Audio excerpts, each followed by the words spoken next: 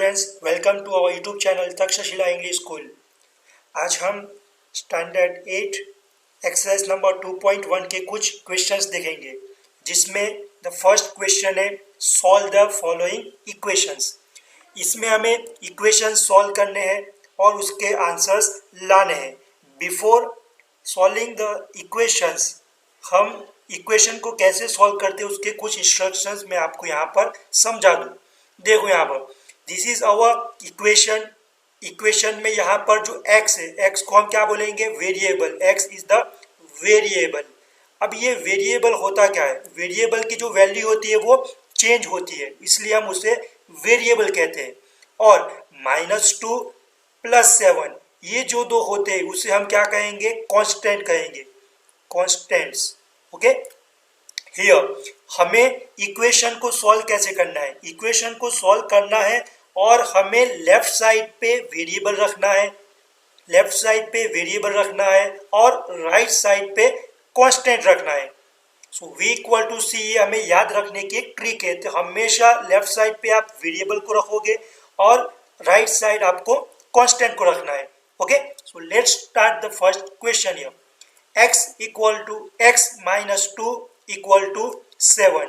देखो, मैंने आपसे पहले ही कहा है कि जो वेरिएबल है उसे हमें लेफ्ट साइड पे रखना है, तो x को हम एज इट इज रहेंगे।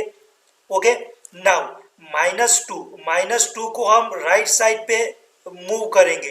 राइट साइड पे जब लेके जाएंगे तो ये -2 विल टर्न इनटू +2। ये 7 एज इट इज लिख दिया मैंने। -2 will become +2। Okay, so x = 9 is the answer. आप देख सकते हो यहाँ पर जो आंसर मिला है हमें वो लेफ्ट साइड पे वेरिएबल है और राइट साइड पे कांस्टेंट है। हम इसी तरीके से आंसर मिलते रहेंगे। क्लियर? और यहाँ पर -2 है तो मैं राइट साइड लेके जाऊंगा तो वो +2 हो जाएगा। Next question here, 6 = z+2। देखो आप यहाँ पर कि मैंने आपसे पहले कहा है कि लेफ्ट साइड पे आपको वेरिएबल रखना है और राइट साइड पे कांस्टेंट रखना है। तो मैं क्या करूंगा, z+2 जो वाला टर्म है तो उसको मैं क्या करूंगा, लेफ्ट साइड पे एज इट इज रख दूंगा यहाँ पर z+2, और जो लेफ्ट साइड वाला है उसे मैं राइट साइड पे यहाँ पर रख दूंगा। यहाँ पर माइनस प्लस नहीं होगा, साइन चेंज नहीं होंगी। क्यों? बिकॉज हम ये पूरे दोनों तरफ एक इंटरचेंज करें। z+2 को हम लेफ्ट साइड लेके गए तो 6 को भी हम राइट साइड मूव किया है, इसलिए यहाँ पर कोई भी साइन चेंज नहीं होगी। अब यहाँ पर ध्यान से देखना कि अब हमें क्या करना है। z है तो z को हम LHS में रखेंगे क्योंकि वो वेरिएबल है। और +2, तो +2 को मैं मूव कराऊंगा right side. +2 will go to right side, it will become -2। तो = 6 को हम एज इट इज लिख देते हैं हम। +2 will become -2। Clear? So z = 4 is the answer. 4 is the solution. Now let us see the next question here. The third question is here. यहाँ पर क्या करना है, 6x = 12। अब यहाँ पर हमने फर्स्ट क्वेश्चन, सेकंड क्वेश्चन में जब -2 को हमने राइट साइड पे भेजा तो वो +2 हो गया, और यहाँ पर +2 को राइट साइड भेजा तो -2 हो गया। बट यहाँ पर आप देख सकते हो यहाँ पर 6x, तो यहाँ पर मुझे x को लेफ्ट साइड रखना है, बट ये 6 है। 6 क्या है? 6 मल्टीप्लिकेशन में है, 6 x के साथ मल्टीप्लिकेशन में है। तो जब 6 को मैं राइट साइड भेजूंगा तो ये मल्टीप्लिकेशन में है, इसलिए ये डिवाइड हो जाएगा। याद रखना इंपॉर्टेंट स्टेप कि जब ये 6 मल्टीप्लाई में है, राइट साइड भेजूंगा तो वो डिवाइड हो जाएगा और उसकी साइन भी चेंज नहीं होगी। So it will become x = 12 divided by 6। 6 नीचे चला जाएगा और उसकी साइन भी चेंज हमें नहीं करनी है। 6 1 = 6, 6 2 = 12. So x = 2 is the answer. So we got the answer x = 2.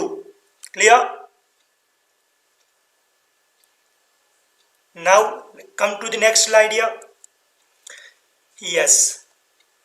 Come to the next problem here यहाँ पर मैंने आपसे पहले कहा है कि वेरिएबल्स को हमें लेफ्ट साइड रखना है, कांस्टेंट को हमें राइट साइड पे मूव करना है। ओके, सो यहाँ पर वेरिएबल कौन सा है? यहाँ पर वेरिएबल है x, वो तो ऑलरेडी लेफ्ट साइड पे है, बट जो 3/7 it is on the left side, उसको मैं मूव करूंगा, ये कांस्टेंट है, उसको मैं मूव करूंगा राइट साइड, तो +3/7 क्या हो जाएगा? -3/7 हो जाएगा। So let us proceed with the first step. First step में क्या करूंगा? x को एज इट इज रखूंगा, okay, equal to right side पे क्या है? 17/7, 17 divide by 7 as it is. अब ये 3/7 क्या है? 3/7 is constant, so I am moving this 3/7 to the right side. So plus 3/7 will become minus 3/7. Clear? Now, अब यहाँ पर क्या करेंगे हम? We are going to see the denominators of these two numbers. यहाँ पर 7 है, यहाँ पर भी 7 है. So we are not going to take the LCM. क्यों? यहाँ पर 7 है, यहाँ पर 7, दोनों का LCM 7 ही होगा, इसलिए हम यहाँ पर LCM लेंगे नहीं और नीचे सिंपली यहाँ पर 7 रख देंगे और डायरेक्टली 17 माइनस 3 वो लिख देंगे। ओके, अगर यहाँ पर डिनोमिनेटर्स अलग है तो उसका LCM लेंगे और वो दूसरी मेथड से करेंगे, वो नेक्स्ट में आपको पता चल जाएगी। Okay, here x equal to, what is the answer? 14 divided by 7. Clear? 7 1 जा 7, 7 2 जा 14. So we got the answer x equal to 2. हमें आंसर मिल गया x equal to 2. This is our answer. Now come to the next question here. See here, याद ये रखना है हमें फिर से कि लेफ्ट साइड पे ये वेरिएबल रहेगा और राइट साइड पे हमें कांस्टेंट को मूव करना है। ओके, पहले देखो फर्स्ट स्टेप में यहाँ पर कैसे करूंगा। 14y है, 14y से पहले -8, तो -8 को मैं क्या करूंगा? डायरेक्टली पहले उसको मैं मूव करूंगा राइट साइड, तो -8 विल बिकम +8। सो 14y को मैं पहले एज इट इज रख दूंगा, इक्वल टू 13 + 8। ओके, नाउ अब यहाँ पर सॉल्व कर देते हैं हम। 14y इक्वल टू 13 + 8 21 हो गया।